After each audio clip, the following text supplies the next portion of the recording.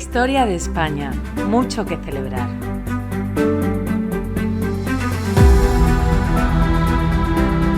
Buenas tardes. Buenas tardes, David. Buenas tardes, Óscar. Buenas tardes. Bueno, primero a David y luego a todos. Estamos aquí otro día más con David, que nos va a disertar un poco sobre otro capítulo nuevo de su libro. Ya os dijimos que íbamos a ir desentrañando poco a poco todas las acciones que David tiene pensado para luchar a nivel guerrillero, a nivel vuestro, a nivel ciudadano, ¿no? A nivel soldado raso contra la leyenda negra. Y bueno, pues este es el siguiente. Antes de nada, deciros dos cosas. Sí, la barba. A ver, el otro día me equivoqué. Cogí la maquinilla y tenía el número que no era, y cuando me quise dar cuenta me había quitado toda la barba. Yo estaba encantado con mi barba, así que la tuve que dejar un poco igual y espero que me siga creciendo, porque ya os digo que estaba muy contento con ella. Y dos, la habitación de mi hijo. Hoy me ha tocado grabar en la habitación de mi hijo, el pequeño, que como podéis ver no hay ninguna duda de qué equipo es. Yo también soy del Atlético de Madrid, como él, aunque no tengo esta pasión. Así que bueno, espero que los que no sois del Atleti no os sintáis, digamos, intimidados o lo que sea, aunque creo que a todos os gustará que, aparte del escudo del Atlético de Madrid, Diego, que se llama mi hijo, el pequeño, tiene la cruz de San Andrés, la cruz de Borgoña, con él, lo cual, bueno, pues le da un tono bastante acorde con el podcast, ¿no? ¿Te parece, David? Sí, no, totalmente. Juntamos el pasado con el presente y el futuro. O sea que espero que el futuro también, sí. El futuro, hombre, en los dos sentidos, futbolístico y geopolítico. Y generacional. Exacto, que es lo importante. Que aquí somos un eslabón más en la cadena y cada uno hace lo que puede en función de sus circunstancias y preparar el camino para las siguientes generaciones. Y ya veo que tu hijo está bien aleccionado. O sea que eso está muy bien. Bueno, en temas de fútbol habrá quien no esté de acuerdo, pero creo que en temas patrióticos sí, la verdad. Iba más por eso. No hay duda de ello. Bueno, ¿qué tal, David? ¿Cómo estás? ¿Qué tal qué ha sido, un mes, la última vez que te vi? Sí, la última vez, el mes, hicimos, hemos hecho, este es el tercer programa, aunque sea la acción segunda. Hicimos un primer programa en diciembre presentando el libro, un poco la estructura general, y después ya en enero empezamos ya a abordar acción por acción. Porque creo que lo que estamos haciendo tiene todo el sentido, porque el desarrollo de los acontecimientos políticos en el mundo confirman una vez más que es imperativo que los hispanos nos organicemos. Es decir, vemos cómo con la llegada de Trump a la presidencia de los Estados Unidos, el cambio brutal en política internacional que se está dando en todo el mundo, y cómo los grandes estados de civilización, como son los Estados Unidos, con sus aspiraciones de incorporar Groenlandia y Canadá, Rusia y China, son los que van a marcar la agenda internacional. Y ante eso, pues estamos 22 o 23 naciones políticas, cada uno mirándonos el ombligo y confirmando que la leyenda negra, yo creo que es lo que impide que empecemos a hablar entre nosotros, con los argentinos, con los mexicanos, con los peruanos, y busquemos soluciones. Totalmente de acuerdo. Entre nosotros. Entonces, yo creo que este tipo de programas que hacemos, si cabe más, son de una gran necesidad. ¿Sí? Para que la gente sea consciente no solamente del papel que juega la leyenda negra, sino de lo que podemos hacer para acabar con estas cadenas que nos siguen limitando. Y así estamos continuamente discutiendo cuestiones formales, echándonos la culpa unos a otros y evitar ver el problema. O sea, no cogemos el toro por los cuernos. Bueno, sí, o sea, fomentando y favoreciendo la división, que fue desde el primer momento, fue una de las grandes intenciones de quienes estaban detrás del plan de que la América hispana se dividiera en un montón de paisitos. Sí. Y bueno, de eso ya hemos hablado, ¿no? Sí. Pero sí, no puedo estar más de acuerdo contigo, que es lo que acabas de exponer. Bueno, ¿y hoy de qué hablamos? Pues mira, vamos a hablar, seguimos en educación. Entonces, bueno, el tema es, la segunda acción es reformar los programas educativos y programas de historia. O sea, es una de las primeras medidas que todo el mundo piensa cuando hablamos de combatir la leyenda negra. Sí. Es decir, el papel que juega la historia, los programas educativos de historia, los manuales, las clases que dan los profesores, etcétera, etcétera. Entonces, Lo vamos a presentar hoy siguiendo la misma lógica de responder a las preguntas básicas: qué, por qué, cómo, quién, dónde. Haremos un análisis DAFO, es decir, presentaremos las debilidades o fortalezas, oportunidades y amenazas de esta acción.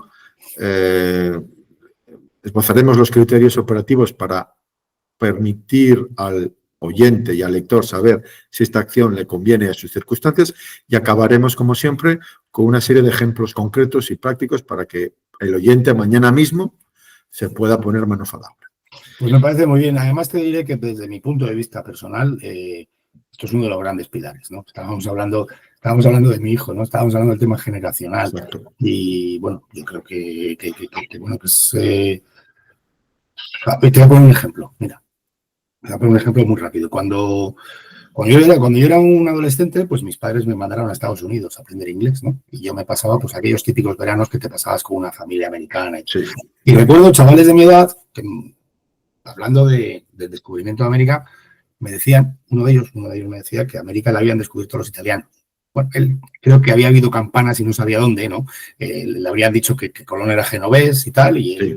pero lo que trato de decirte es que a día de hoy ese señor, que tendrá mi edad ahora, 55, 56 años, es muy posible que siga creyendo lo mismo. ¿Por qué?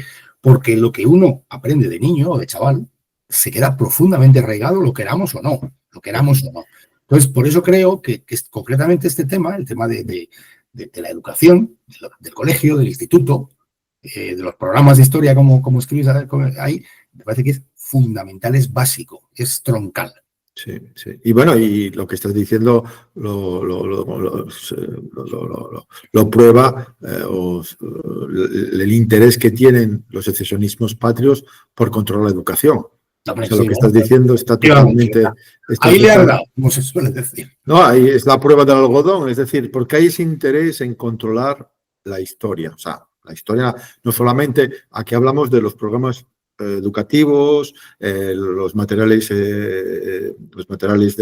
docentes en los colegios, pero podríamos también hablar de los museos, podríamos hablar también de los documentales históricos, incluso de la novela histórica, bueno, porque como cito a Orwell, quien controla el presente, controla el pasado, y quien controla el pasado, controlará el futuro. Sí, entonces ahí es fundamental. Y además, como ya me he hartado yo de decir en el podcast, ya lo he dicho unas cuantas veces y lo sigo manteniendo, yo no soy Orwell, pero creo que lo que digo es un poco lo mismo. Resumido, la historia importa. Importa muchísimo, porque ahí lo veremos a lo largo de la presentación y de la conversación que vamos a tener ahora. Hay esta tríade pasado, presente y futuro, que se entremezcla.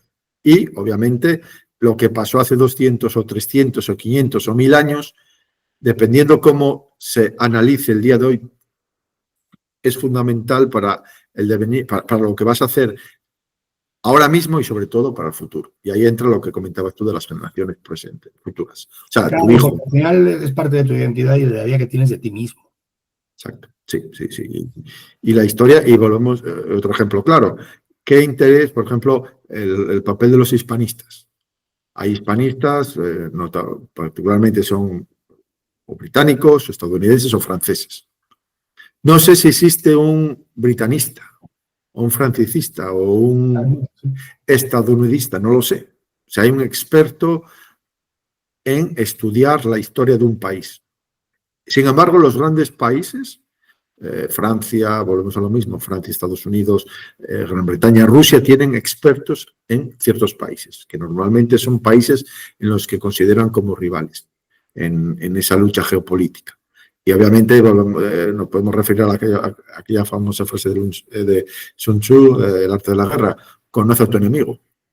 Entonces, bueno, vamos a ver en la presentación, como dije antes, el papel fundamental de la historia. Bueno, pues entonces, como siempre, introducción, preguntas clave, análisis DAFO, criterios operativos, sugerencias para el lector y conclusiones.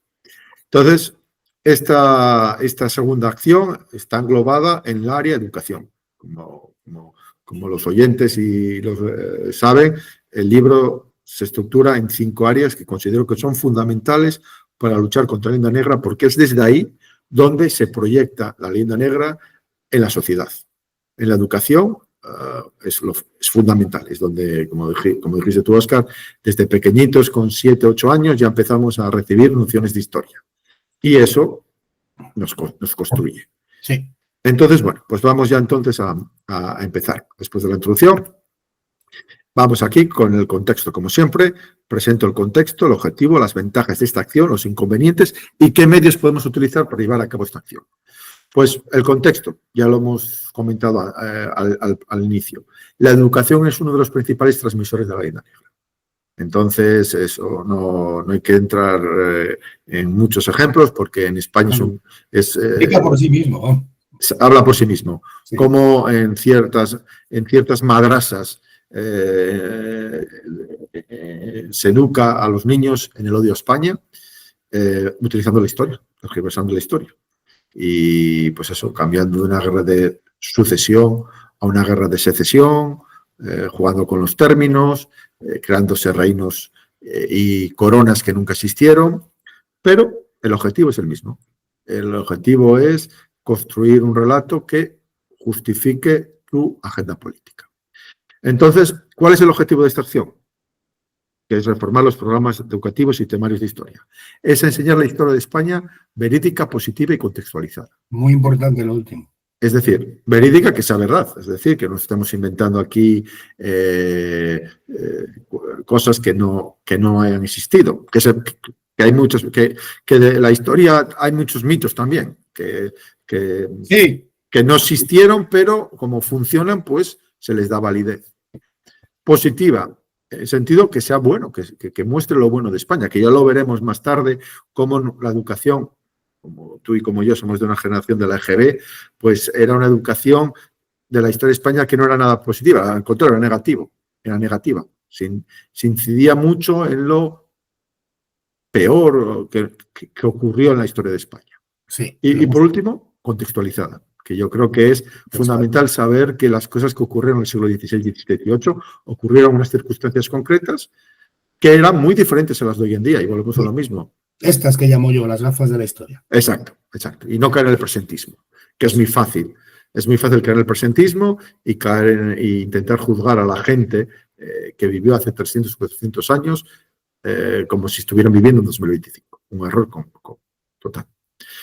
¿Cuáles son las ventajas de esta acción? Pues que es un instrumento muy eficaz para luchar contra la leyenda negra.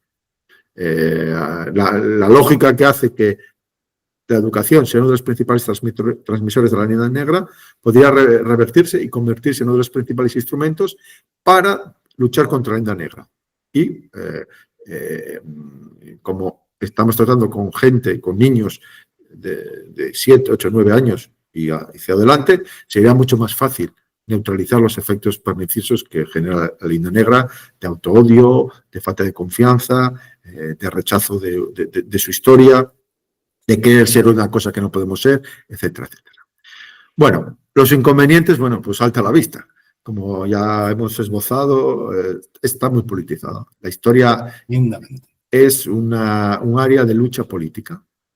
Y yo creo que si me llegas a afirmar es más importante controlar el contenido de los manuales de historia y el tipo de historia que se da en las escuelas que está en el Parlamento. Porque en el Parlamento puedes estar tú 4, 8, 12 años. Sí. Sin embargo, el tener el control del contenido que millones o cientos de miles de niños van a estudiar, eso tiene un poder enorme. Enorme. Y la historia, las grandes... los totalitarismos del siglo XX hacían un hincapié enorme en la historia para construir, para justificar su agenda política. Y ¿cuáles son los medios que propongo aquí? Pues son los programas educativos, los manuales y los profesores de historia, principalmente. Hay otros más que ya veremos, pero yo creo que es fundamental el papel que juegan los programas, es decir, lo que se elabora en el ministerio como base para elaborar los manuales y los libros que los alumnos tendrán que estudiar. Por poner el ejemplo reciente de que la intención ahora es que la historia de España se estudie desde el año 1812, la Constitución de Cádiz. Exacto. Y todo lo anterior no existió. Es que produce esta vergüenza decirlo en alto aunque uno esté sordo. Y lo anterior no existe.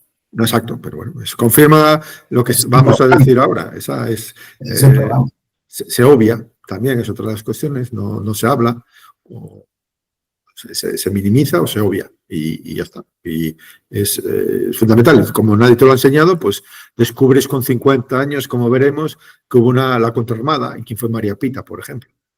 Sí. Entonces, bueno, yo creo que con esto ya hemos establecido el marco. Si me permites inconveniente, me señalaría otro inconveniente, ¿no? Que bueno, que creo que es bastante obvio, pero que es bueno que lo sepamos, ¿no? Y es que esto de la educación es un poco como una siembra, ¿no?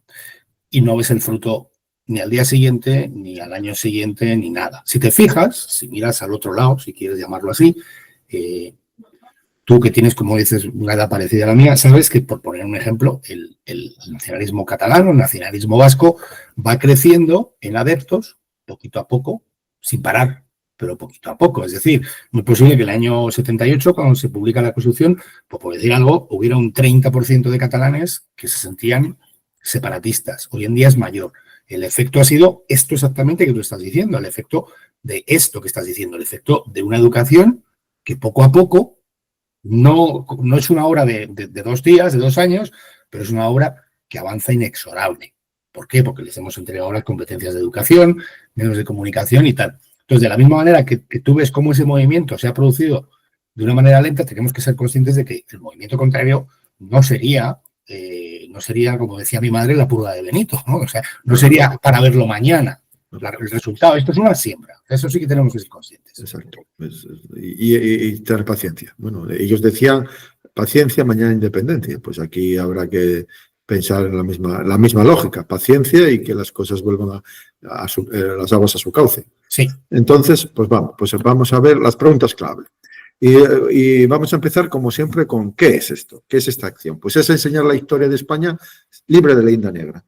Es decir, y aquí cuando hablo de la historia de España libre de leyenda negra, no me refiero únicamente al sistema educativo de primaria y secundaria, sino también hago referencia, por ejemplo, a los estudios superiores universitarios. Por ejemplo, en las escuelas de magisterio se dará historia y para formar a los futuros profesores de historia. Claro. Y yo creo que es fundamental que ahí los temarios, manuales y contenidos estén libres de leyenda negra. Y también, por ejemplo, a las oposiciones y concursos de oposiciones para funcionarios del Estado. Es decir, si tú quieres entrar en la administración del Estado y te tienes que estudiar un temario lleno de leyenda negra, pues estamos haciendo un pan con 2 tortas. Entonces, ahí también tendría que haber esa labor de limpieza de elementos negrolegendarios de los contenidos, de los manuales y para preparar las oposiciones y también de los temarios, porque es fundamental también, a todos los niveles. Es decir, y eso tendría el efecto inmediato, en pocos años, que los funcionarios que tuvieran que ejecutar la ley o llevar a ejecutar planes y proyectos fueran conscientes y supieran lo que pasó verdaderamente respecto a la historia de España y no tener esa idea negro-legendaria. Sí. Entonces, y vamos enlazando con eso, vamos a ver el por qué. Pues hablo el por qué en el libro, enfatizo mucho que unos programas de historia llenos de leyenda negra generan un círculo vicioso en 3 áreas. Cultura, economía y política. ¿Por qué? Porque en la cultura, ¿qué es lo que pasa? Estás formando ciudadanos, futuros ciudadanos, que el día de mañana serán empresarios, serán políticos, serán funcionarios, serán profesores, padres de familia, que tienen una visión negativa de su país. Y entonces, bueno, pues volvemos a la misma frase de Orwell. Si tú controlas el pasado, controlas el presente y por tanto controlas el futuro. Entonces, es fundamental que la lucha contra la leyenda negra bueno, pues, se vea en los programas de historia porque, como decías tú, a largo plazo vamos a crear ciudadanos que tengan una visión positiva de su país y no lo vean desde una perspectiva negativa. Economía, pues también, es decir, tú, si te educan desde pequeño en una pedagogía de la vergüenza de todo lo español, tú no vas a comprar productos de todo tipo, normalmente audiovisuales, en el que se presenta España como algo negativo. Y no vas a decir, no, yo no compro esto porque no cuenta la verdad. Sí, Entonces, mira, estaba de hecho leyendo en el libro los ejemplos que tú ponías aquí, de esto que estás hablando ahora, me parece que son muy acertados. Te lo digo porque seguramente todo el mundo entiende que cuando hablamos de economía, por ejemplo, lo que pone aquí David, un ejemplo sería decir, España es un país no apto para la industria. claro. Los españoles tienden al despilfarro, la corrupción y la mala gestión. O sea, ahí tienes ejemplos que creo que entiende todo el mundo y que demuestran por qué todo esto es un círculo vicioso, como pone esto ahí, y tiene su incidencia en la cultura. La cultura, España es un país no apto para la investigación. Es un ejemplo que pone esto aquí. Política, es una democracia poco madura. O sea, es evidente que lo que tú pones aquí son ejemplos de la vida real, de casi podría decir de chascarrillos o frases hechas que existen por lo que existen y tienen su incidencia. Sí, sí. Bueno, es una profecía que se autocumple, ¿no? Bueno, es que claro, lo que está pasando ahora es que, claro, en el pasado date cuenta, las derrotas que hemos tenido, no valíamos para nada, éramos un país que vivía del expolio, de depredar a otros, pues lógico. Entonces, ¿qué hace una resignación? Que eso hace que, bueno, generaciones y generaciones sigan viviendo en un bucle continuo. Sí. Y, bueno, política, pues eso, estos alumnos que han sido educados en el rechazo a la idea de España, cuando sean ciudadanos mayores de edad y ejerzan el derecho al voto, ¿a qué opciones políticas votarán? ¿O cómo verán que un grupo, unas élites en ciertas regiones de España quieren secesionarse? Pues lo verás como, bueno, es normal, ¿qué vamos a hacer? Claro, es que es lógico, porque claro, es que nosotros, date cuenta qué historia tenemos. Entonces, sí. España es un país fallido, es un exacto, proyecto, exacto. es una amalgama sin, ¿cómo diría? Es una Sin estructura. y sin vínculos reales. Exacto, es franco. Bueno, todos los arquetipos, todos los estereotipos que se utilizan para justificar pues que España es un país inviable, un error, lo que se dice, desde que España es un error a los que piensan que es un horror.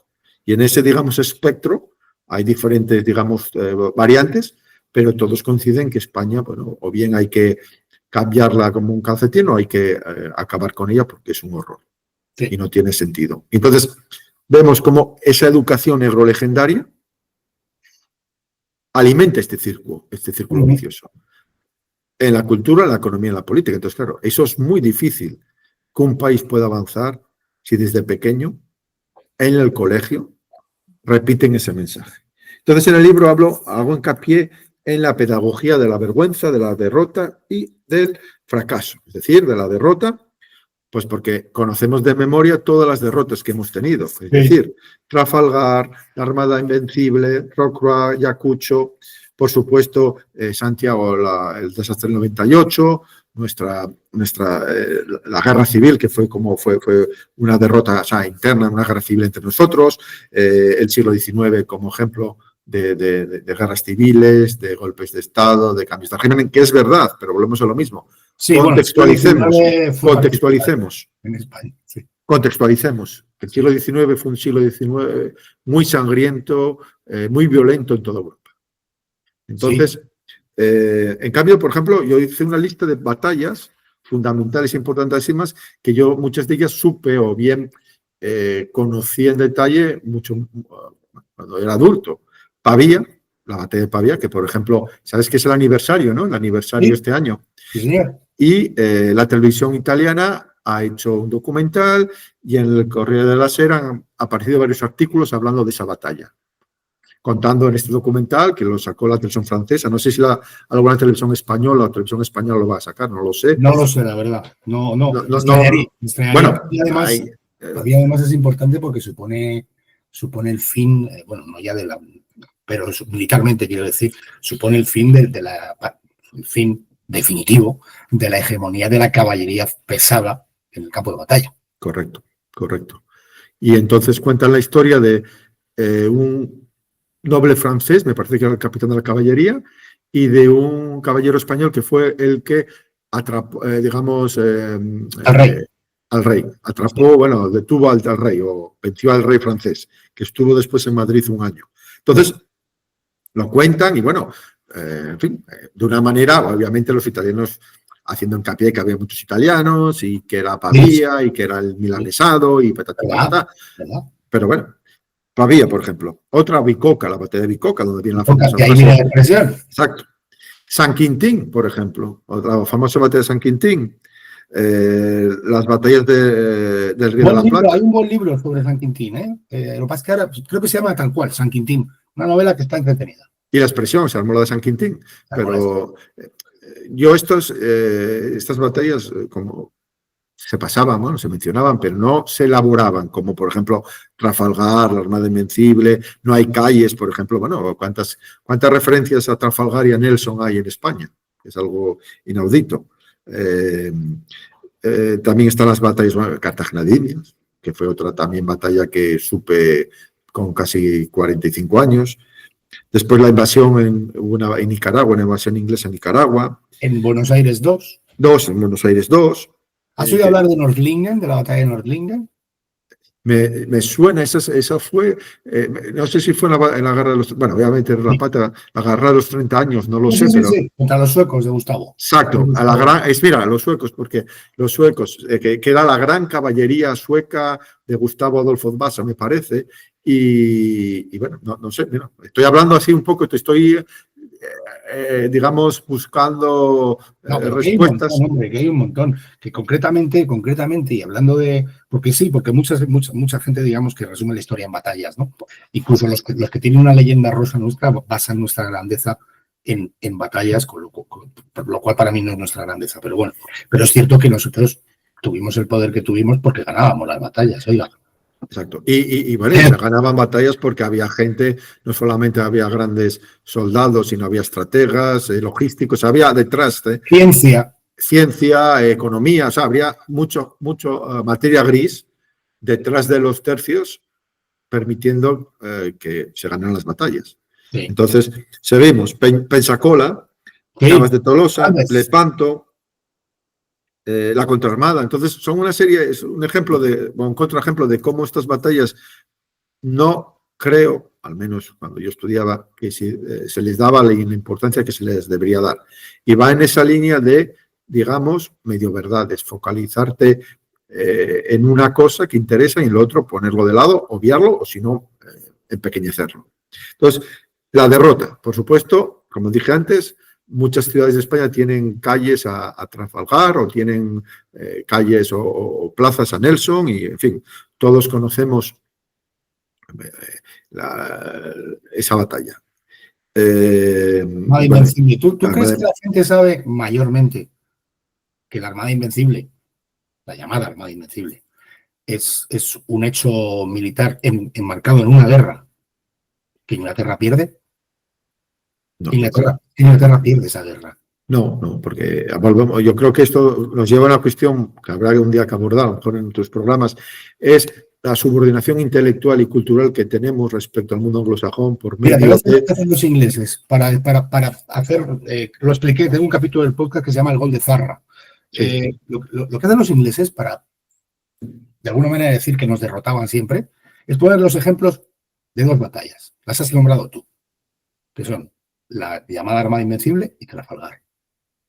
Lo que no te dicen es que una batalla es un episodio que ocurre en el marco de una guerra. Y lo que no te cuentan es que de casi todas las guerras que nos hicieron, las perdieron. Yo pongo siempre mira, como estamos aquí, pongo un símil de fútbol. Tú imagínate que pierdes un partido 2-1, pero has metido un golazo. Sí. Bueno, tú puedes decir, es que he metido un golazo y yo puedo decir, pues es que has metido un golazo, pero has palmado. Sí. Entonces ellos se fijan en el golazo, digamos, para ensaltar, pero aquella es verdad que no, que la batalla de Trafalgar fue otra cosa completamente distinta, pero realmente ganaron una batalla de San Vicente, perdieron otra, pero las guerras perdieron la gran mayoría de las guerras con nosotros. Sin embargo, en nuestro imaginario colectivo, porque desde pequeños, volvemos al tema, pensamos que nos ganaban siempre. ¿Por qué? Porque nos dieron con la gran armada de Felipe II y porque nos dieron en Trafalgar. Y lo que estaba diciendo, la importancia que tiene los medios de entretenimiento para crear un imaginario concreto en la mente de millones de personas. Nuestra generación nos hemos educado viendo películas de Hollywood y series de la Granada Televisión de la BBC. y leyendo libros, que ahora me doy cuenta de los libros que tengo en casa, son ediciones en español, ediciones originales en de casas editoriales francesas e inglesas. Entonces se traducía todo, pero claro, se traducía todo desde la perspectiva francesa e inglesa. Y se hacía hincapié, obviamente, pues en esa visión, digamos, positiva que tienen cada uno de estos países de su historia. Y lo proyectan en libros, en documentales, en series de televisión y en películas. Y nosotros, desde pequeño, lo trabajamos. El otro ejemplo claro es lo de Érase una vez el hombre, la serie, con el capítulo sobre el siglo de oro. Repito siempre este ejemplo porque... No, pero es que es palmario. Es palmario y invito a la gente a ir a YouTube, poner Érase una vez el hombre, el siglo español, y te sale. Y lo vas y habla por sí solo. El palmario, el ejemplo, David, es que resulta que hablamos de un programa de televisión cuando antes había solo 2 canales de televisión. Exacto. El que nos hemos educado en historia, toda una generación. Sí, exacto. ¿Vale? O sea, que te quiero decir, sí, es verdad que que a la vista de hoy pues es un grano de arena, ¿no? En medio de un arenal, pero es cierto que para nosotros entonces aquello tuvo mucha significación porque nosotros veíamos la tele, veíamos los canales y lo que había sobre historia era aquello. Claro, y además eso reforzaba lo que recibías en el colegio. Eso es. La derrota, después está el fracaso, siempre recalcando que España llegó tarde a las grandes citas de la historia, que no tuvimos reforma protestante, no tuvimos revolución francesa, nos equivocamos de Dios, etcétera, etcétera. Entonces, bueno, es verdad, pero bueno, tampoco se ve lo que supuso la reforma protestante con guerras de religión, las guerras de 30 años en Alemania, las matanzas de San Bartolomé en Francia, bueno, digamos, orinocos de sangre que hubo en Inglaterra con el cambio de cuando se instauró la supremacía, sí. Sí, o sea que eso nunca se habla, por supuesto, de las grandes matanzas en Tilburg. Hay un barrio en Londres que se llama Tilburg, que era donde se mataban a todos los católicos. No lo sabía. No, sí, pero obviamente esto lo sabe porque los ingleses saben que lo que hay que hablar es de lo bueno que tienes, no de lo malo. Sí. Entonces, es un ejemplo de lo que supuso la reforma protestante, el protestantismo. Bueno, no entramos en la Revolución Francesa con las matanzas con la Lavandée, las matanzas de la Lavandée, lo que se cometió ahí, las grandes barbaridades. Sí. Entonces, se cuenta que llegamos tarde, pero bueno, llegamos tarde ¿para qué? En ese sentido.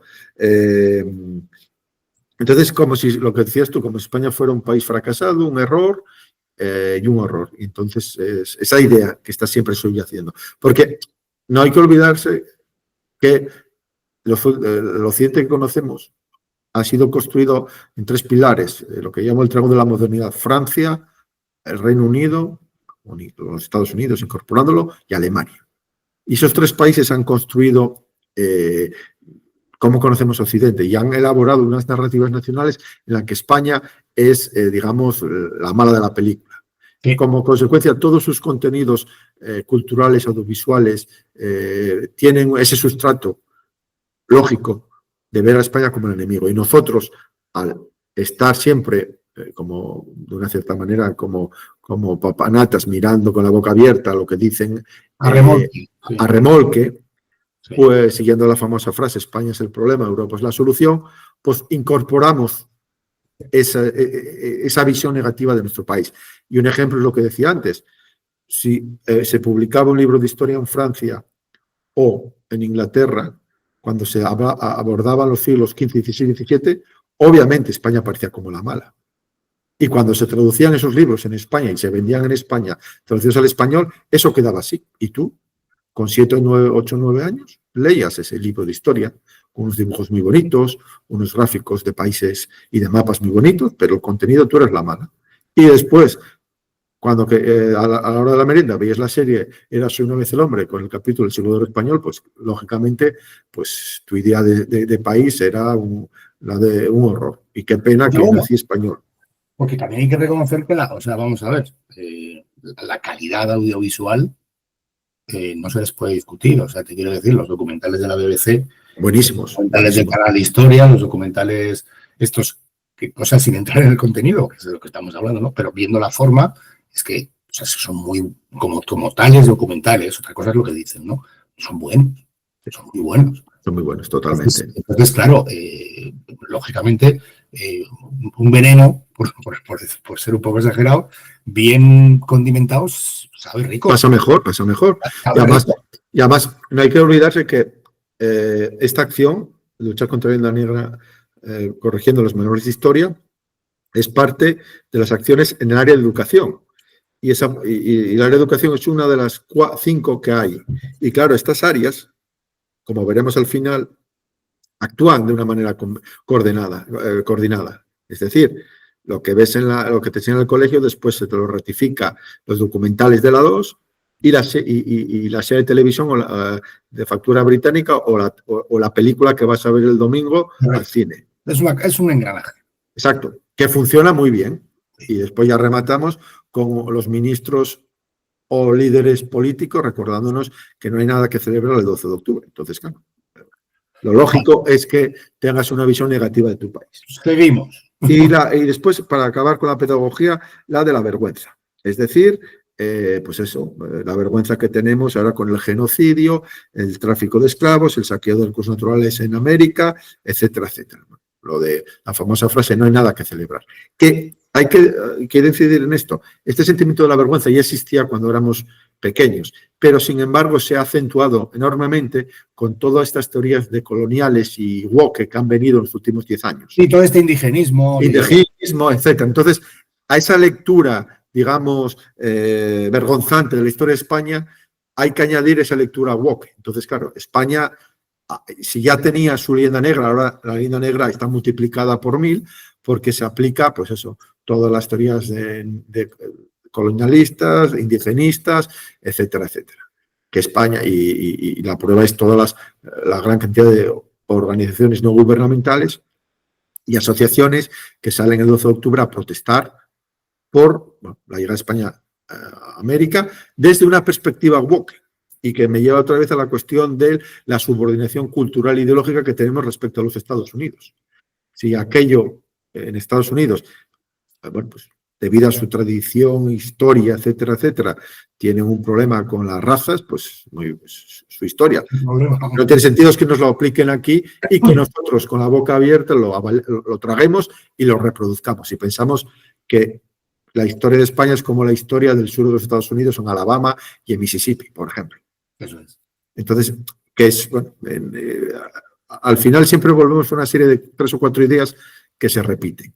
Entonces, el por qué yo creo que ha quedado bastante claro, es decir, nosotros, nuestro sistema educativo, en mi experiencia es que, subraya todo lo que signifique derrota, fracaso, vergüenza, y empequeñece o incluso omite todos los grandes hitos.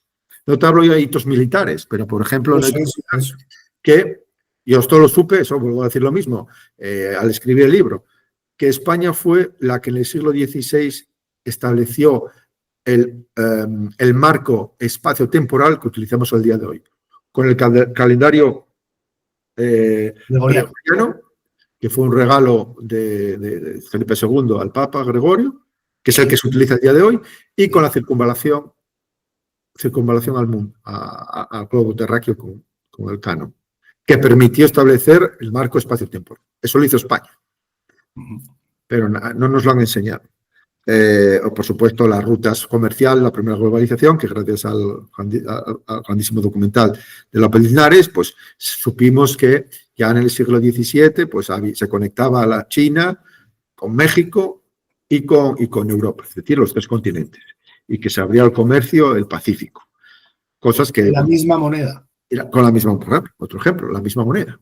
Eso, nadie... O sea, tú sabías de los reales de los doblones por las películas de piratas. Era lo que querían los piratas robar, pero es lo único que te sonaba. No sabías por qué había ese afán de conseguir los doblones y por qué tenían tanto valor y dónde salía ese dinero. Sí, esta frase de ron, la botella de ron es de ¿la Isla del Tesoro se llama? Sí, la Isla del Tesoro. Bueno, pues en la Isla del Tesoro, aparte de ron, la botella de ron, si escuchas si lo ves en versión original, ves que hay otra frase que dice muchísimas veces los protagonistas, es Pieces of 8. Sí. Reales de A8, reales de A8. Sí, pero claro. Pieces of 8. ¿Y eso dónde viene? ¿Y eso por qué? Porque era el dólar de entonces. Claro, no, pero exacto. Óscar, la cuestión es que eso no nos lo enseñaron. O sea, yo lo que propongo aquí es que no solamente expurguemos todos los elementos neolegendarios de la historia de España, sino que se ponga en valor lo positivo, lo bueno, lo que hemos hecho. Y no tenemos que irnos a la historia a hablar de batallas, sino también de, por ejemplo, lo que comentaba antes, pues eso, el hecho de haber evitado la reforma protestante, nos salvamos millones de muertos. Sí. Es un ejemplo. Ahora que tocas eso, ¿te has fijado? Curioso, ¿no? El lenguaje, lo que es. Reforma tiene Positivo, una connotación positiva. Una connotación positiva. Y contrarreforma suena a represión. Exacto, sí. Tiene que ser una revolución. Sí, ya tendré que hacer yo algún día también un capítulo de eso. No fue así, ¿vale? No fue así. Pero volvemos a lo mismo, pero yo creo que mi intuición me dice que ese marco mental no lo establecimos nosotros y nos vino de fuera. No, está claro. Entonces, claro, eso nos lleva a otras cuestiones que veremos en otras acciones, la necesidad de tener nuestros propios centros educativos y nuestros propios laboratorios de ideas para elaborar nuestras propias coordenadas para comprender el mundo. Discurso, ¿no? Nuestra narrativa. Exacto, nuestra narrativa, nuestra visión, nuestra cosmovisión para poder abordar el mundo, sobre todo en el siglo XXI, con la aparición de los estados de civilización, no seguir, como dices tú, ir a remolque de los otros. Entonces, bueno, y otro ejemplo, por ejemplo, que a lo mejor esto va a ser bastante polémico, pero si tú te fijas, España consiguió una democracia por sí mismo. Es decir, nosotros tuvimos una democracia en el 78 y claro, escuchas a otros países o gente de otros países diciendo que ellos tenían una tradición democrática mucho más larga, pero hasta cierto punto es verdad, pero por otra parte esa democracia fue gracias a la llegada de los Estados Unidos. Entonces, esa democracia fue llevada por una potencia extranjera. No fue el propio país que por sus propios cauces y sus propios esfuerzos llegó a un sistema democrático, con todos los problemas que haya. Pero es algo que hemos hecho nosotros. Sí. Y eso hay que ponerlo en valor. Y también otro ejemplo claro fue que España se industrializó después de haber seguido un bloqueo en los años 40.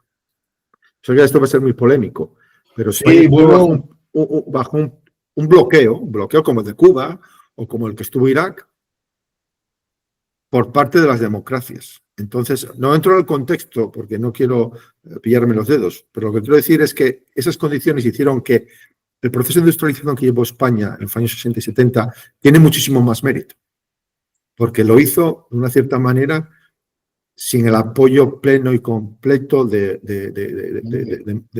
los países, digamos, que cortaban el bacalao en la época. A ver, yo sin desmerecer a nadie, ¿no? Pero cuando se habla del milagro alemán, cuando se habla del milagro japonés, pues efectivamente creo que tiene mucho mérito, ¿no? O sea, Alemania arrasada por una guerra, sí. Pues mira, lo que soy, ¿no?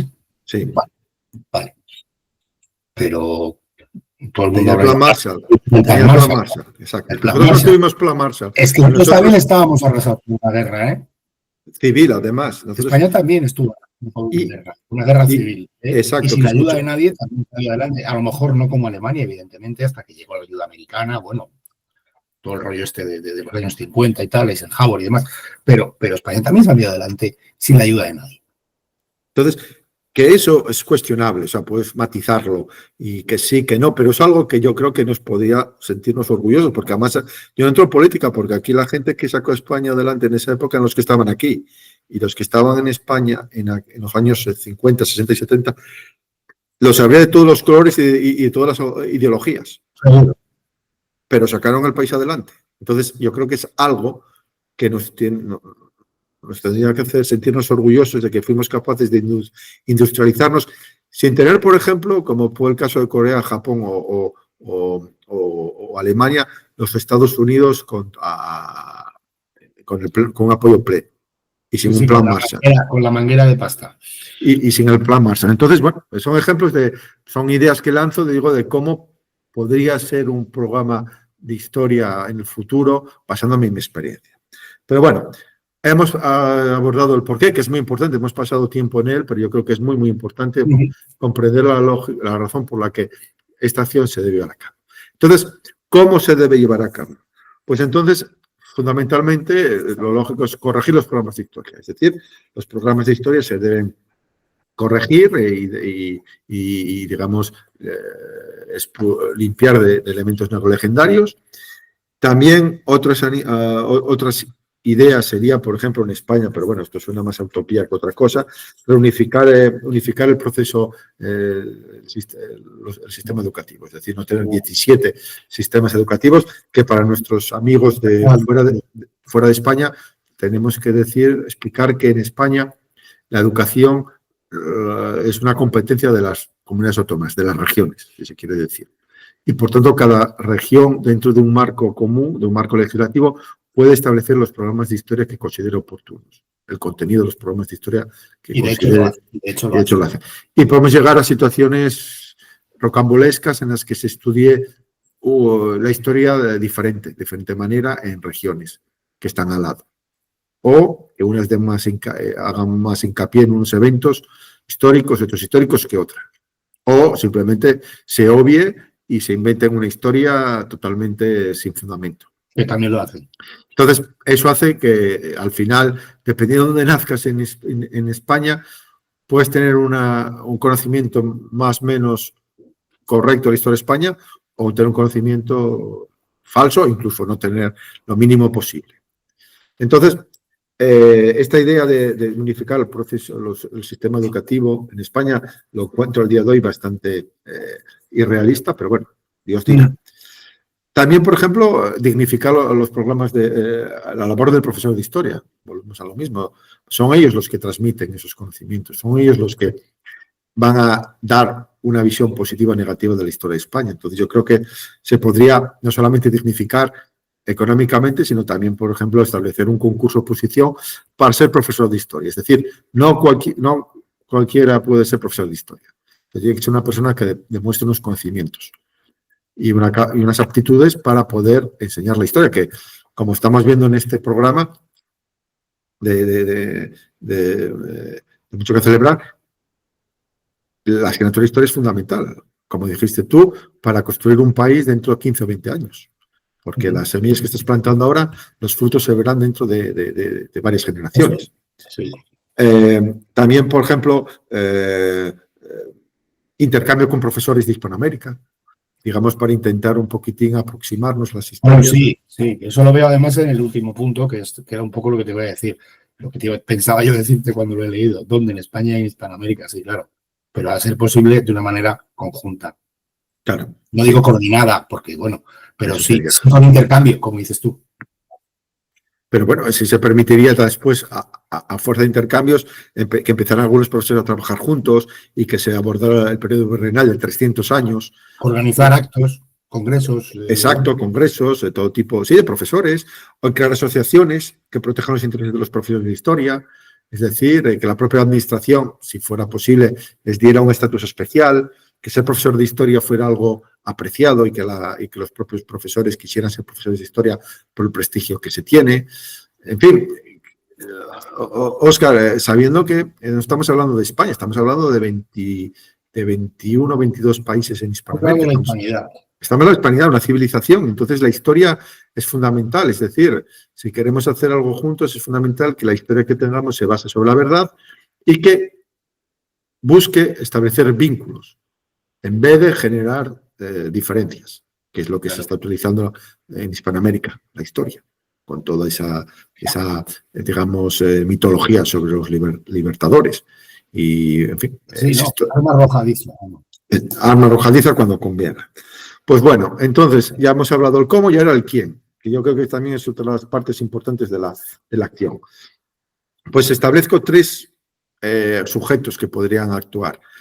Expertos, que serán expertos de comisiones de expertos que elaborarán los manuales de historia, es decir, podrían ser perfectamente también con expertos de academias de historia o catedráticos de historia, no solamente de España, sino también de países de Hispanoamérica, que elaborarán un programa académico para que sea impartido en los colegios.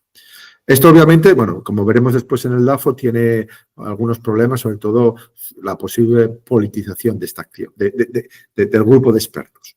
Ya, bueno. Si esto no pudiera, pues quedan todavía otras dos acciones. Una sería los sindicatos de profesores, es decir, que los profesores de historia se sindicaran o crearan una asociación en la que se ayudaran mutuamente para elaborar un programa de historia libre de leyenda negra, pero dentro del marco legal. Es decir, un marco legal, pero sé que los profesores tienen una cierta libertad para dar las clases como consideran oportunos. Entonces, que los propios profesores trabajaran juntos para elaborar ese programa de historia que no tuviera contenidos necrolegendarios y que se pudieran apoyar.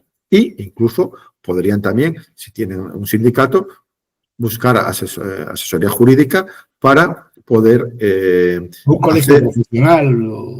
Sí, pero mismamente llevará a juicio al contencioso administrativo la administración de educación para conseguir que los programas de historia fueran los que ellos producen y que se dieran en las clases. Programas que estarían libres de leyenda negra. Entonces, y eso daría mucha fuerza a los profesores de historia. Y daría fuerza también a la asignatura de historia. Entonces, porque ellos conocen el terreno, saben hasta dónde podrían ir y se apoyarían unos a otros. Porque estoy seguro que hay profesores de historia que les gustaría dar historia, pero están solos, se sienten solos. En cambio, al haber un grupo, una asociación, un sindicato, no sería el caso. Y otra opción también que puede ser complementaria al sindicato sería la asociación de padres de alumnos. Es decir, los padres de alumnos, según el marco legal en España, podían pedir información, podían hacer peticiones, podían preguntar por qué se está dando este contenido a todas luces equivocado, incluso falso o incompleto. Y eso se podría hacer perfectamente en un grupo, en un colegio, o sea, esto no, en un colegio determinado, y que podría después replicarse esa misma acción de los APAs en diferentes colegios. Mira, te pongo un ejemplo. Seguro que en todas las clases Sí. está el papá de un niño o de una niña que es un friki de la historia. Seguro. Como tú o como yo. Sí. Oye, ¿por qué no? Y pues llega la asociación de padres de alumnos, como dices tú, y le dice a la dirección del colegio, oye, ¿qué te parece si un día en la clase de historia, pues voy yo y les cuento algo? Hoy va a venir el papá de Juanito y os va a hablar de esto. Sí, por ejemplo. Por ejemplo, o sea, y al final, mira, dices expertos, sindicato de profesores, asociación de padres de alumnos. Al final estamos hablando de la sociedad civil. Sí. Al poder público lo que le corresponde es establecer el marco y ser estricto con el marco. Pero usted ponga el marco y déjenos a los demás y ya verá cómo nosotros lo hacemos. Exacto. Y entonces, obviamente, lo ideal sería que el sindicato de profesores y los APAs trabajaran juntos, coordinados, sí. Porque, como dije yo, el sindicato, los profesores conocen el ámbito donde pueden actuar y después los padres pueden hacer peticiones, pedir información y, bueno, presionar para que vayan profesores, divulgadores de historia o catedráticos de historia a hablar a los niños de historia. Salidas a los museos, llevar de historia, museo militar, etcétera, etcétera. Entonces, digamos, al fin y al cabo, ¿quién podría llevar a cabo esta acción? Pues bien de arriba hacia abajo, serían los expertos a través del ministerio o de las academias de historia, o de abajo hacia arriba, bien los sindicatos de profesores o los APAs. Hombre, lo ideal sería que convergieran tanto la acción de abajo arriba como de arriba abajo, sería lo ideal. Pero al día de hoy yo creo que de estas tres acciones la que veo con más realista sería la de los APAs. Porque seguro, como dices tú, aparte de que haya un friki de la historia, habría otro, un hispanista o protohispanista que está un poco como nosotros saliendo de la caverna en el proceso de conversión y sería la oportunidad de hacer, bueno, de llevar a cabo la guerrilla cultural. Es decir, hacer proselitismo. No, yo creo que sería más hablar de la verdad, de su verdad, de lo que ve, con fundamentos, y eso nos lleva con elementos fundamentados. Esto no sería hacer ni propaganda ni política. Se dice, oye, ¿por qué no hablamos de las batallas que ganó España? Y saca una lista documentada, Y eso nos lleva, Óscar, a la acción de que hablamos el mes anterior, generar contenidos contra los legendarios. Es decir, académicos, catedráticos y expertos reputados y con prestigio han elaborado contenidos que refutan todas las ideas negrolegendarias. De esta manera, el padre podría llevar a la APA alguno de estos informes y decir, oye, esto no lo digo yo porque lo escuché en YouTube o porque lo vi en un documental de adultos. No, esto te lo dice un catedrático de la universidad más prestigiosa de España o un profesor que ha ganado varios títulos por el reconocimiento de su labor. Dice 17 libros o yo qué sé. Exacto. De manera que fundamentaría su posición.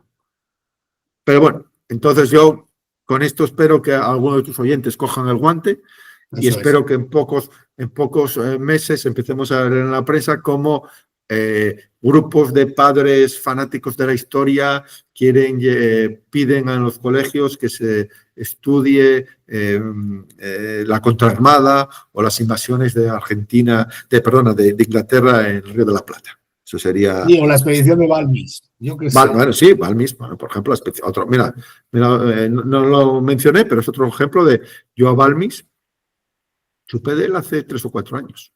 Eso lo hablamos el mes pasado de Isabel Zendal. Qué claro ejemplo, o sea, qué bonito sería eso, hablar de ello, ¿no?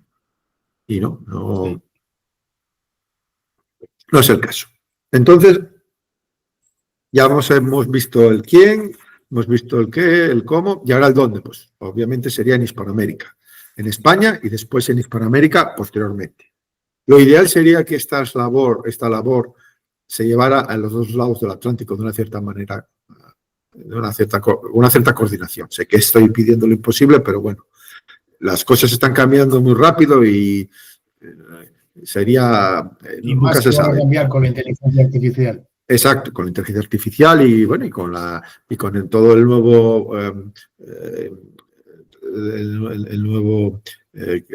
campo internacional, o el nuevo escenario internacional, el paisaje internacional con China, Rusia y los Estados Unidos. Entonces, bueno, a ver si esto permite, esto es un poco un electroshock y más gente a los dos lados del Atlántico se da cuenta del potencial que tiene la hispanidad y el papel fundamental que tiene la historia. Entonces, bueno, nos movemos y bueno, vamos ahora a hacer el análisis DAFO. Entonces, lo que propongo, Óscar, es hacer el análisis DAFO de esta acción desde la perspectiva de la comisión de expertos, de los expertos, del sindicato. Que voy al libro. Y de la Asociación de Padres. Estoy en la página 93. Sí. En la sección DAFO 3262, en el que están las tablas. Entonces, me voy a quedar con las debilidades de cada una de las acciones, de cada uno de los actores, para hacerlo rápido. Entonces, debilidades de la comisión de expertos. Claramente, para mí es la dependencia del poder político. Sí, no. Porque esto, al estar el ministerio de turno involucrado, obviamente habría una lectura política y claro, volvemos a lo que decíamos al principio. Piensa solo una cosa, David, solo piensa una cosa. ¿Cuántas leyes de educación hemos tenido desde que tú te acuerdas? Pues 10, o sea, bueno, 8 o 9, o sea, Sexo, no sé, sí, ahí... sí, esa es la parte más difícil, sin duda. Sin duda. Sí. Y que además cambia y lo que... Sí, es muy complicado. O sea, y además, ¿quiénes tenían esa comisión? ¿Qué va a decir? Y obviamente, si hay elecciones por medio, porque nosotros puede haber elecciones también regionales. Entonces, bueno, es la gran debilidad que yo encuentro a la comisión de expertos.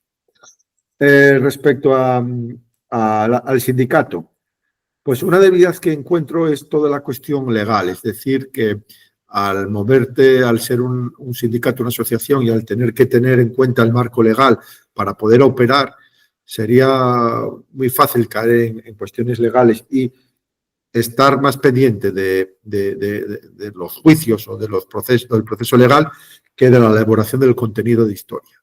Porque al fin y al cabo lo que se buscaría sería adaptarse al marco legal actual para buscar la manera de poder enseñar historia con un programa libre de leyenda negra.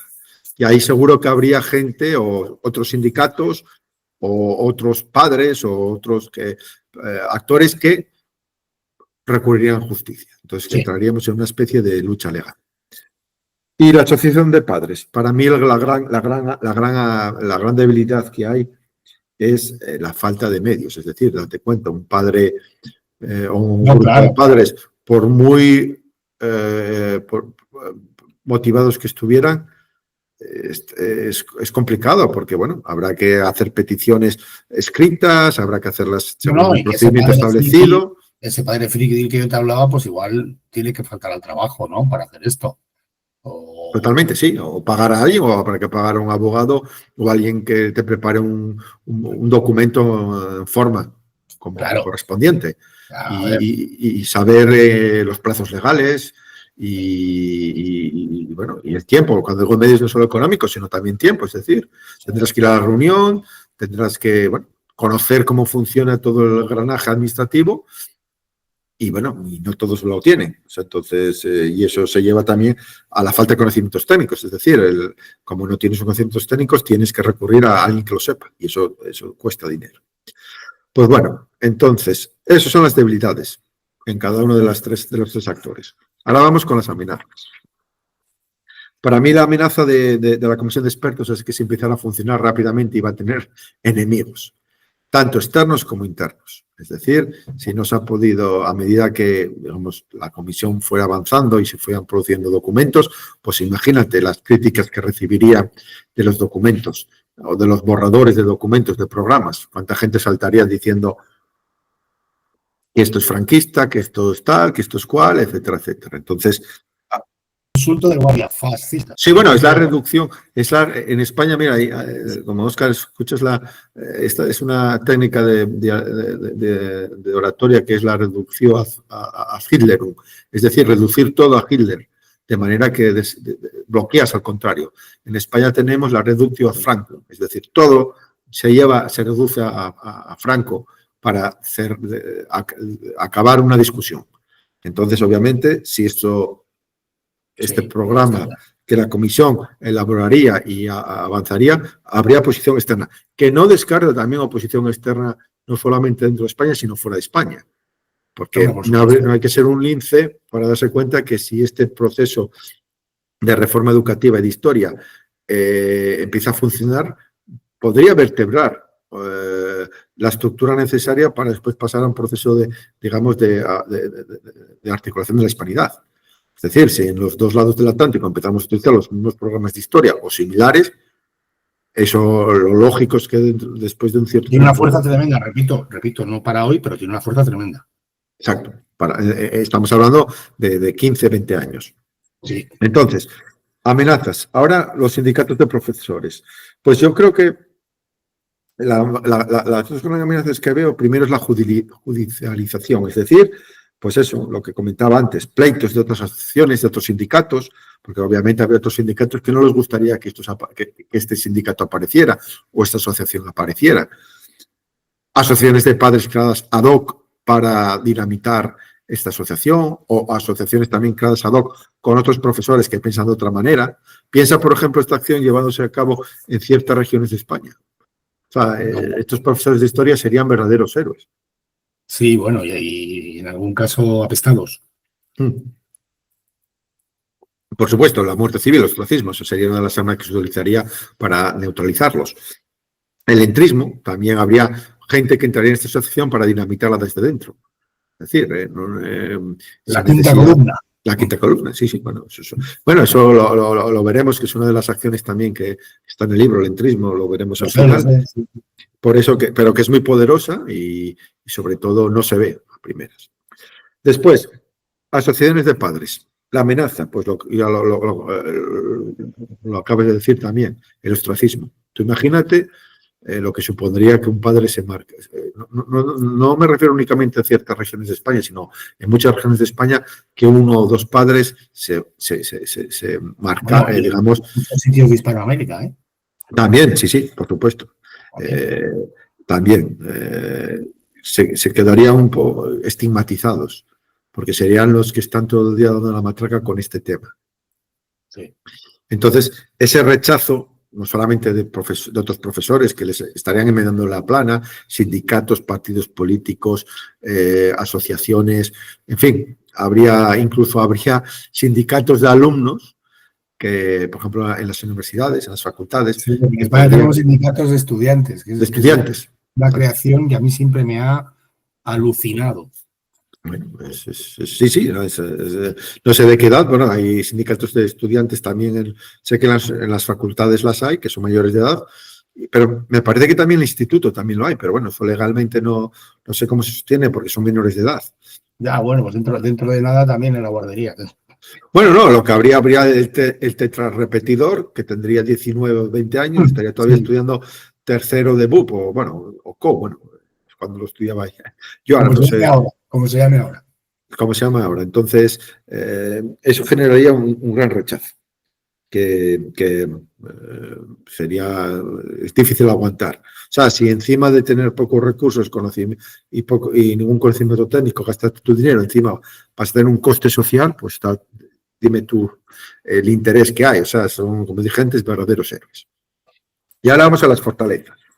Pues las fortalezas que yo veo en la comisión de expertos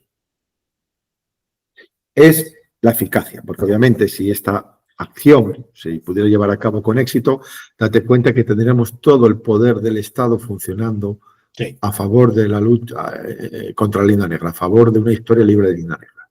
Y eso tendría una eficacia enorme. Y obviamente sería un aumento de la autoestima de la gente. La gente vería la historia de su país de una perspectiva positiva. Con todo lo que se conlleva. Exacto, con todo lo que conlleva y sobre todo a largo plazo, como decías tú. Después, el sindicato y asociaciones de profesores. Para mí la fortaleza es que si este sindicato fuera capaz de funcionar y operar, sería independiente, porque ya serían los propios profesores que han decidido actuar de esta manera y actuarían independientemente del poder político, de otros sindicatos y de otros actores, obviamente. Me voy a meter en un charco, David, me voy a meter en un charco. En España, lamentablemente, cuando decimos sindicato, pensamos en UGT y comisiones obreras. Sí, que es lamentable. No son sindicatos, o no son sindicatos tal y como lo entiendo yo. Para empezar, son corporaciones de derecho público, es decir, son poder. Uno. Sí. Dos, no los financian sus afiliados, los financiamos tú y yo, los financia todo el mundo, ¿vale? Y no sirven, la Constitución dicen, a ver si me acuerdo de memoria, la Constitución dice que la Ley Orgánica de Libertad Sindical dice que los sindicatos están para defender los intereses económicos, laborales, sociales, y no me acuerdo, el otro era una A porque me lo aprendí así. Y estas corporaciones de derecho público no defienden, y asistenciales, no defienden ni los derechos económicos de los trabajadores, ni los derechos laborales de los trabajadores, ni los derechos sociales de los trabajadores, ni los derechos asistenciales de los trabajadores. Hacen política. Sí, entonces, en España el sindicato independiente, tal y como lo concibes tú para este tipo de acción, pues es un poco minoritario. O sea, yo por ejemplo... O asociaciones también no tenía que formarse con el nombre sindicato, pero es una asociación o que defendiera los intereses de los profesores, ayudar a los profesores de historia que quieren dar historia libre de linda negra a tener un marco, un caparazón que los protegiera y que les diera la asistencia jurídica. Que un sindicato, David, que no le deba nada a nadie más que sus afiliados. Sí. En este caso, los profesores. Los profesores. ¿Vale? Que se ayudaran unos otros. Y el derecho del profesor a dar una historia de España en el ejercicio de su función, una historia de España pues positiva y verdadera. Eso sería un sindicato. Pero de UGT y comisiones obreras, no ya por su posición política derecha-izquierda, no me refiero a eso, me refiero por su posición en el organigrama, para que nos entendamos, no puedes esperar eso. Sí, bueno, en la educación también sé que hay otros sindicatos, pero bueno, me imagino que son profesionales, pero no están politizados. En todo caso, volvemos a lo mismo, la historia es un tema tan importante que seguro que está politizado y que hay políticos echándole con el ojo sobre los temas educativos, porque tiene una implicación enorme. Entonces, esta idea del sindicato, la asociación, Pues te he dicho ya que es el colegio profesional, porque yo creo que es más probable esto desde un punto de vista de una asociación, como dices tú, un colegio profesional. Sí, bueno, sí. No sé el término. Una agrupación, no sé legalmente cuál sería la mejor manera. Sé que hay sindicatos de profesores, pero sé que están politizados en algunos aspectos, otros no. Pero a lo mejor, habría que ver el caso concreto, pero la idea es esa. Es que era una estructura que protegiera al profesor, que quisiera dar la historia libre de linda negra, sobre todo desde un punto de vista jurídico, diciendo, mira, por aquí puedes ir. Muy clara, o sea, la idea es muy acertada, es ver cómo se puede contar con los profesionales que están, digamos, a pie de obra, ¿no? Que son los que dan las clases de historia, ¿vale? ¿De qué manera se puede contar con ellos? ¿No? A mí me parece que la idea está clarísima, o sea, desde, tal y como la expones. Y que tendría el gran potencial de que si funcionara sería independiente. Y entonces eso sería complicado porque se aprovecharía también del marco legal. Entonces, y vamos ahora. Ahora, las fortalezas de la Asociación de Padres. Yo creo que la gran fortaleza que tienen es que tienen unos ciertos derechos según la ley. Entonces, obviamente aquí supondría tener un equipo jurídico potente que te dijera, tú como padre o como asociación de padres de alumnos podéis hacer esto, esto y lo otro. Eso es. Y eso permitiría pues tener tu ámbito de acción protegido por la ley.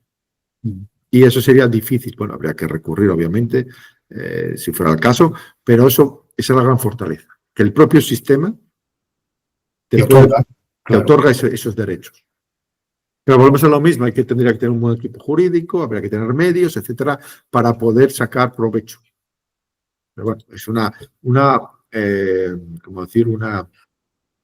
propuesta que lanzo a los oyentes y que, bueno, cojan el guante. En este sentido, quería hacer hincapié decir que hay una asociación de profesores que han empezado a elaborar ellos mismos manuales de historia de secundaria, gratuitamente. No sé si lo comenté en uno de los programas, se llama Historia Contexto. Si lo vas al buscador y pones Historia Contexto, te lleva a la página web donde están en documentos PDF los programas de secundaria de historia. Ah, pues qué interesante. Donde tú te lo puedes bajar gratuitamente, por supuesto. Pues ahí tienes a tu sociedad civil trabajando en algo que está en tu libro. Exacto. Bueno, pero es un poco este libro lo que ha hecho, ha recogido ideas que están en el ambiente que mucha gente las ha pensado. Yo he llegado de esta manera con esta idea de la asociación de profesores, pero bueno, estos profesores lo que han hecho, más que, digamos, hacerlo dentro del sistema, lo han hecho fuera del sistema. Han dicho, bueno, aquí tenéis en Internet los programas de historia, os lo bajáis. Si lo queréis utilizar bien como padres o como alumnos o como profesores, pues ahí está. Y lo tenéis a vuestra disposición. Pues gratuito. Bueno, no se ve. Pero para los que nos vean, historiacontexto.com. Yo le voy a echar un vistazo y lo más probable es que en la descripción de este episodio nuestro nuevo de hoy ponga el enlace. Pues muy bien. Yo esto lo desconocía y me parece súper interesante.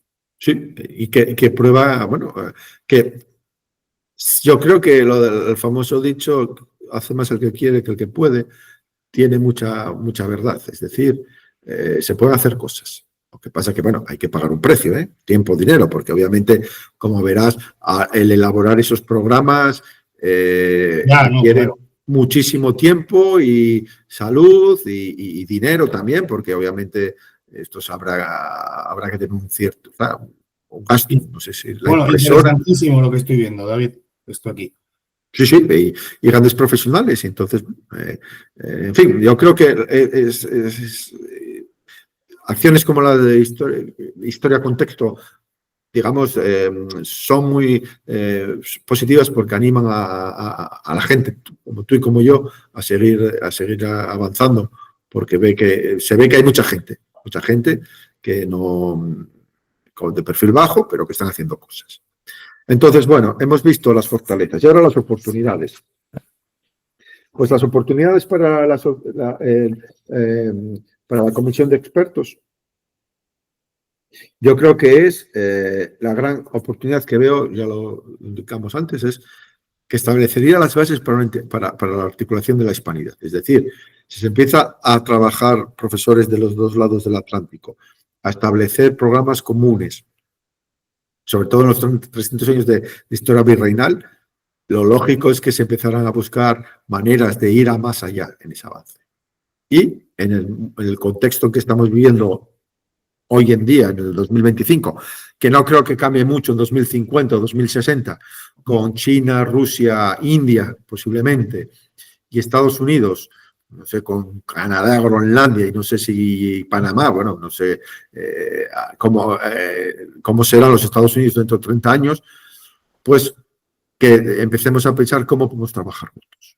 Sé que hay mucha gente desde diferentes perspectivas y de diferentes visiones de cómo debe ser la hispanidad trabajando en esto.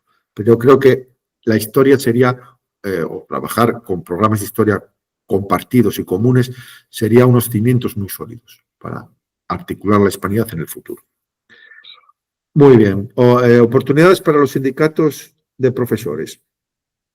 Pues yo creo que el sindicato, la asociación, fuera capaz de elaborar este programa, pues esto sería como una base para que el ministerio de turno llevara a cabo esa reforma educativa en el que los programas de historia estuvieran libres de leyenda negra. ¿Por qué?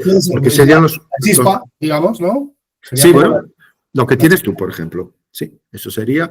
La diferencia es que esto, si lo hiciera un sindicato, una asociación, imagínate, es un ejemplo, la Asociación Española de Profesores de Historia a nivel nacional, con miles de profesores, presentan un proyecto de reforma educativa. Eso tendría un gran valor y una gran fuerza, porque sería un actor fundamental en el sistema educativo. Un titular, o sea, a ver, un titular periodístico porque tiene significado, o sea. Se permitiría, claro, eso sería, te tienen que tomar en serio a la fuerza, porque no es un grupo de personas o una fundación en Madrid o en Albacete, no, sería la asociación nacional, o sea, serían todos los profesores de historia de España, representado por un número, porque eso obviamente habría un número de personas que han firmado ese documento, que se puede constatar que estamos hablando de un porcentaje importantísimo. Entonces, eso podría servir de base para una reforma futura. Esta es la gran oportunidad que veo. Hay más, que invito a los oyentes a... Sí, oye, también al libro. Compren el libro y lo lean. Sí, lo lean y lo pongan en práctica, que yo creo que es lo fundamental. Y la gran oportunidad que veo con la Asociación de Padres es las sinergias que se podrían crear, date cuenta. Porque ese procedimiento de abajo hacia arriba podría funcionar de una manera muy eficaz si hubiera una asociación de APA o asociaciones de APAs potentes, porque eso sería vaso comunicante con los profesores. Eso permitiría... El engranaje, pero el nuestro. Exacto. Sería un círculo virtuoso. Exacto. Serían los padres trabajando con los profesores a nivel en toda España. Bueno, obviamente se empezaría en puntos concretos, pero eso, si tuviera ganara fuerza, sería a nivel nacional. Entonces, eso permitiría que la reforma se llevara a cabo, que es lo fundamental, y que los niños recibieran historia libre de leyenda negra. Seguimos. Entonces, hemos acabado ya, bueno, seguimos. Quiero decir que ya hemos acabado con el análisis de DAFO, las debilidades, amenazas, fortalezas y oportunidades de esta acción, analizándolo desde la perspectiva de los tres actores, que yo creo que es fundamental un poco para comprender cuál es el objetivo final de esta acción. Y ahora vamos a la sección que yo creo que es el criterio operativo, la más práctica, y bueno, yo creo que es bastante evidente. Es decir, en verde el sector público, porque esto tendría que ser el sector público, bien el ministerio o bien los profesores, teniendo en cuenta que el sistema educativo español, el sistema público, bueno, como dijimos antes, controlado por las comunidades autónomas, es fundamental. El sector privado también, con los colegios privados y concertados, pero en menor medida, porque no tiene el peso detrás de la administración. Un actor individual lo he puesto en rojo porque, bueno, se puede hacer, pero es una labor hercúlea, es decir, quien fuera capaz de hacer esto una sola persona o incluso, sí, es algo muy complicado, muy difícil, pero bueno, seguro que hay gente capaz de hacerlo. Actor colectivo, lo pongo en verde porque es verdad. Si hubiera la asociación de padres o la asociación de profesores, sería mucho más fácil. Después, recursos económicos se necesitan para pagar, por ejemplo, abogados o pagar expertos.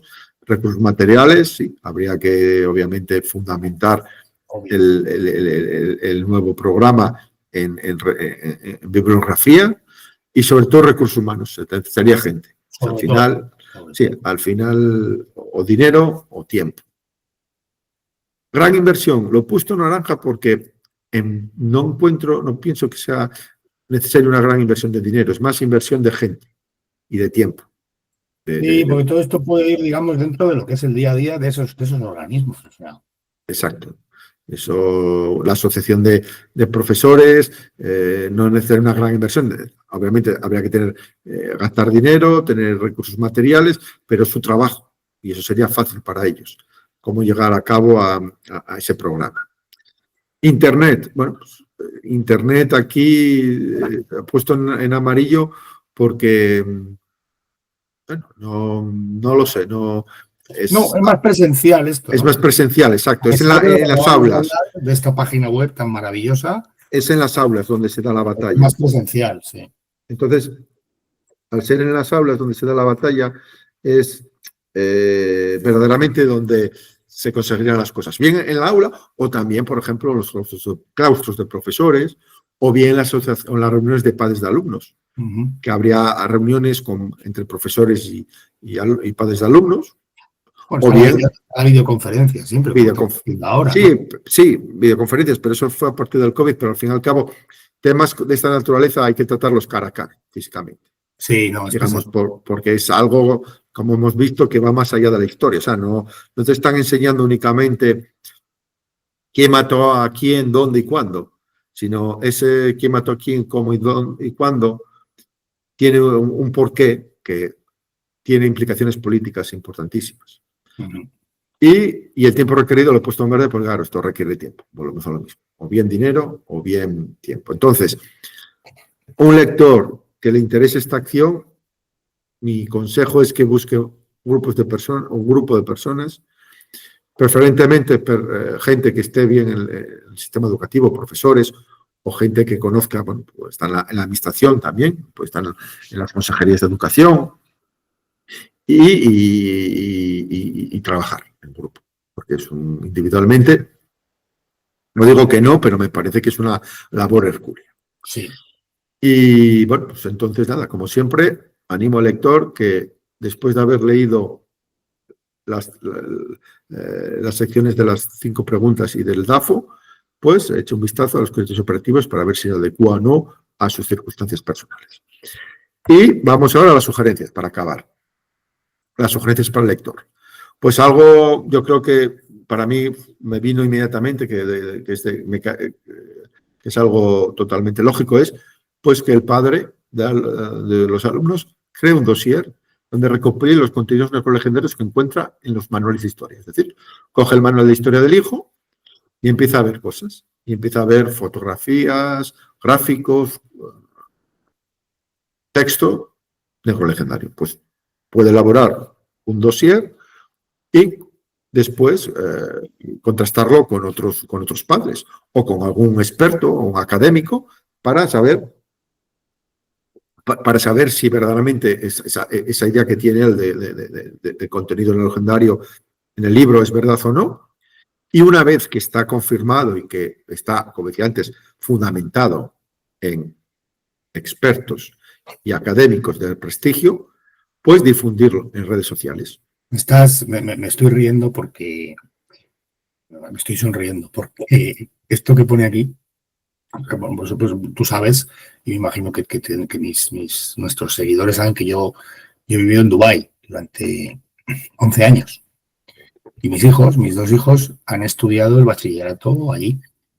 Y yo me acuerdo, ellos iban a un colegio que lo que estudiaban era bachillerato internacional, pero bueno, tenía como casi todo en Dubái en el ámbito educativo, tenía una fuerte inspiración británica, ¿no?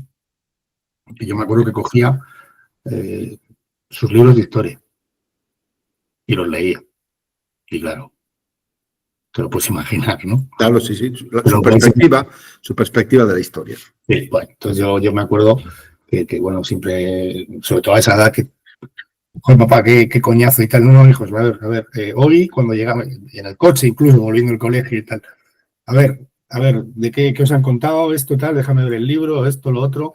Bueno, pues ahora cuando lleguemos a casa vamos a sentar un ratito y yo os voy a contar la otra versión de las cosas. Joder, otra vez y tal. Pero efectivamente, a mí sí bueno, yo creo que a muchos padres, ¿no? Me preocupaba que les enseñaban. O sea, tú tienes que leer los libros que les enseñan a tus hijos. O sea, yo seguramente, yo por ejemplo, en la química siempre fue un desastre. A mí no se me va a ocurrir mirar el libro o preguntarle a mi hijo, ¿qué le han enseñado en química?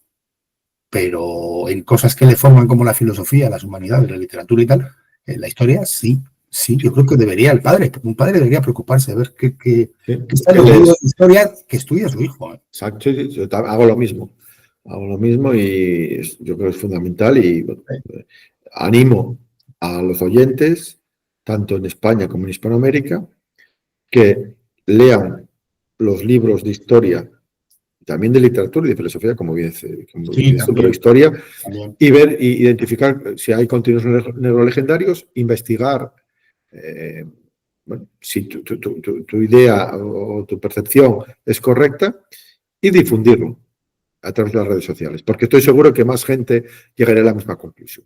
Sí.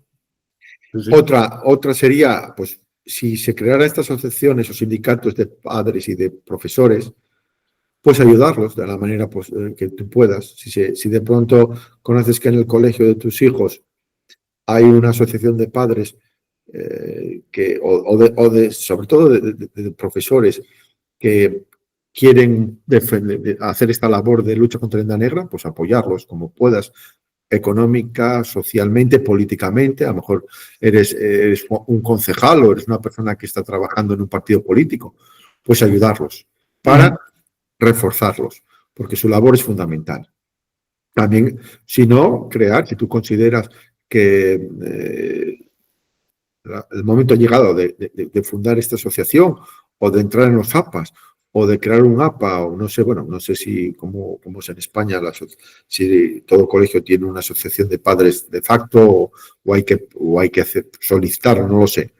Pero utilizar los mecanismos que tenemos para poner sobre la mesa la necesidad de eliminar los contenidos legendarios en los manuales de historia.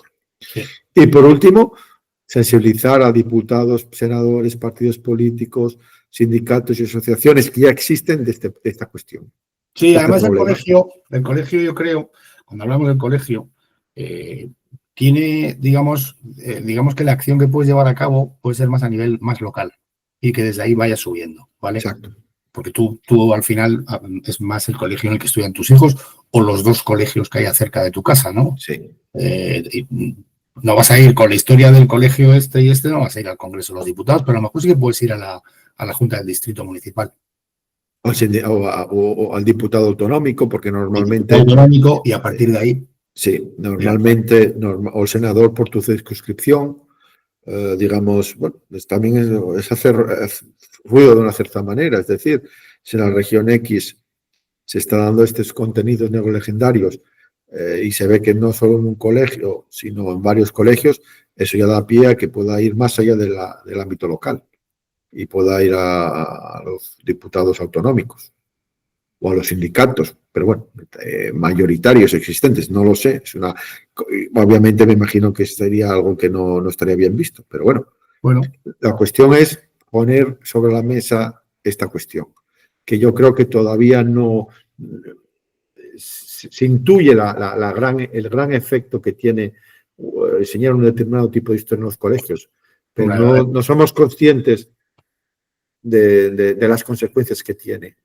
Y como dijiste tú, los frutos, tanto que sean venenosos o no, se verán en 10, 15 años. Eso es. Entonces, estas son una serie de sugerencias, hay más en el libro, por supuesto. Repito, que compren el libro y se lo lean. Exacto, y bueno, y que nos discutan y que ya en los próximos programas, Sí. por supuesto, estamos abiertos a todo tipo de comentarios, sugerencias para mejorar la calidad del programa, porque yo creo que es fundamental lo que estamos haciendo. Como dije al principio, estamos viendo unos momentos en los que la política internacional la van a hacer los grandes países. Y ahí los 500 millones de hispanos, ¿qué vamos a hacer? Vamos a ser actores o espectadores. Objeto o sujeto. Entonces eso nos corresponde a nosotros, pues, dar el paso. Yo creo que tenemos que ser uno de los actores. Potencial para ser actores hay. Sí, el potencial hay, pero al final falta la voluntad. Es como siempre. Bueno, vale, pues en eso estamos, pero Eso como estamos. el potencial tenemos. Potenciales, sin duda. Somos más de 500 personas, más casi 600 millones de personas. En los Estados Unidos hay 50 millones, se espera que haya más. Entonces, sí, el potencial está ahí. Está, eso sin duda. Entonces, y para concluir, bueno, como siempre pongo 3, actuar desde las asociaciones de padres de alumnos y sindicatos. Eso es fundamental. Bien entrando, o bien creándolos, o bien colaborando, o bien haciendo una labor de influencia, en fin, actuar, utilizarlos como plataformas para desnegrolegendarizar los programas de historia. Concienciar a los diferentes actores involucrados, es decir, si no puedes entrar o no puedes influenciar, puedes concienciarlos, puedes de diferentes maneras, como padre, como grupos de padres, no solamente a los consejos escolares, sino a los partidos políticos. Y por último, que es un poquitín lo que hablamos de historia-contexto, producir contenidos contrarrevolucionarios y difundirlos. Es decir, no solamente elaborar un programa como han hecho la gente de historia-contexto, libre lenda negra, sino también recopilar, decir, mira, esto es lo que mi hijo estudia. Hacer deberes. Ya que hablamos bueno, con el hijo. Y decir, mira, me lo pones en tu página web, o en tu Facebook, o en tu red social, decir, esto es lo que estudia mi hijo. Y considero que esto es un error por esto y por lo otro. Y difundirlo. Y crear una dinámica. Y bueno, y eso permite, estoy seguro que más padres se sentirían concernidos y posiblemente quisieran actuar juntos. Y eso nos lleva otra vez a ir a aprovecharse de las estructuras existentes. Asociaciones de padres de alumnos, consejos escolares, sindicatos, etc. Entonces, al final, las conclusiones aquí no son muy diferentes de las anteriores. Es decir, es formarte y actuar y buscar gente con la que trabajar y hacer que tus acciones tengan mucho más efecto. Entonces, con esto hemos acabado la presentación de hoy sobre la acción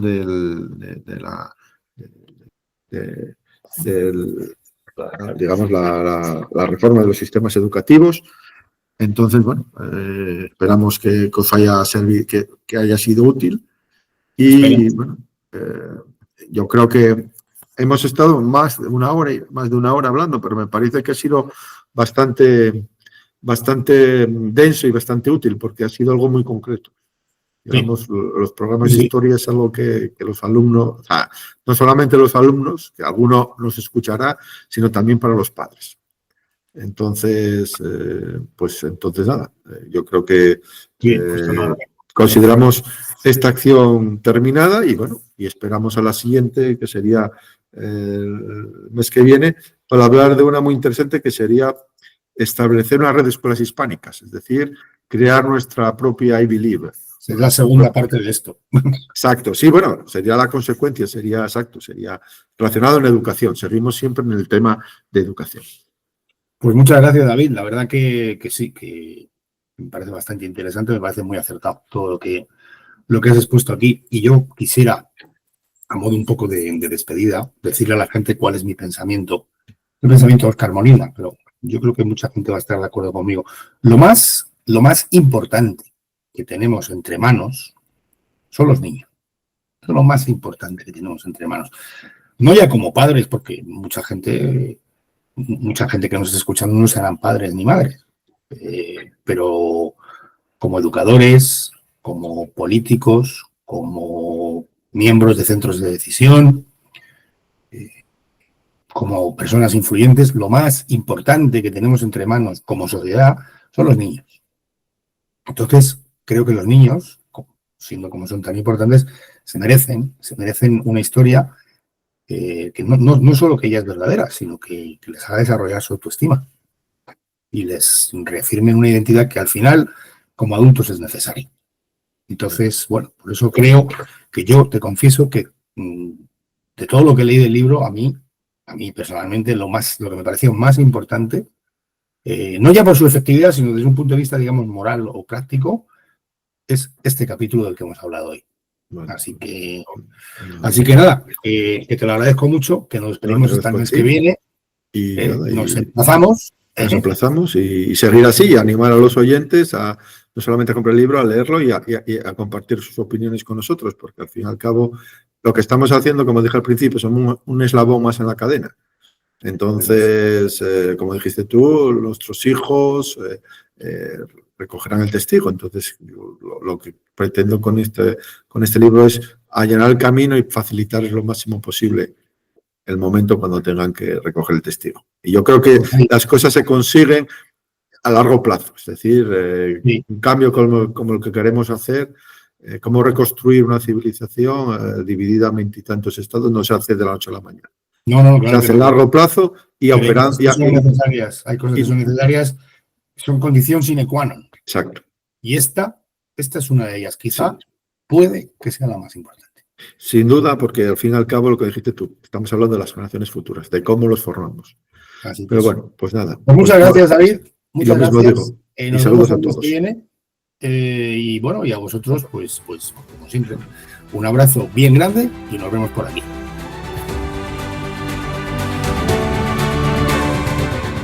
Asómate a la aventura colectiva más apasionante jamás contada, la historia de España.